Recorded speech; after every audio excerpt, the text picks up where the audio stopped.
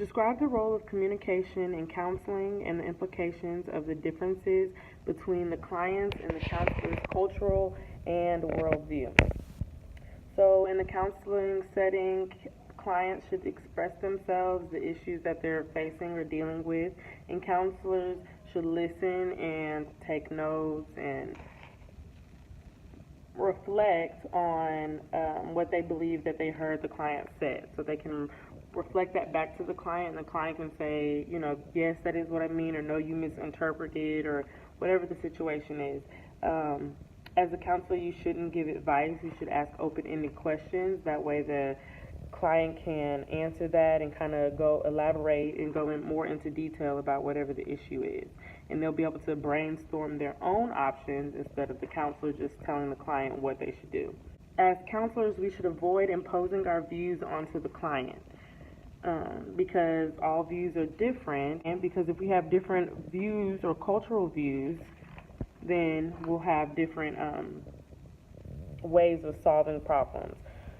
With that said, counseling education says that cultures differ in their attitudes toward major life challenges, meaning solutions for common issues are not one size fit all. So it could two different people from two different cultures could be given the same challenge or issue or faced with that challenge, and they could both respond in different ways because of their culture. It's not going to be the same solution for all of the cultures or many of the different cultures. Question number 2, describe cultural identity and its relationship to the counseling process. Okay, so Hayes and Erford define cultural identity as the degree to which individuals identify themselves as belonging to subgroups of various cultural groups.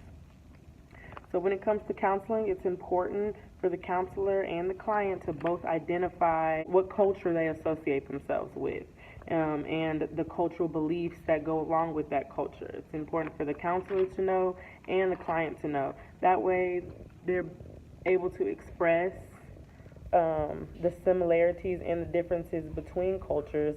That way you're able to prevent any type of miscommunication or maybe the counselor being offensive to the client because of, not that the counselor was purposefully trying to be offensive, but maybe they could have said something that would be appropriate for their culture, the counselor's culture, but inappropriate for the client's culture. So it's just important to make sure that you do your research your client's culture. That way you kind of know a little bit about it and what they do and what's not acceptable and things of that nature.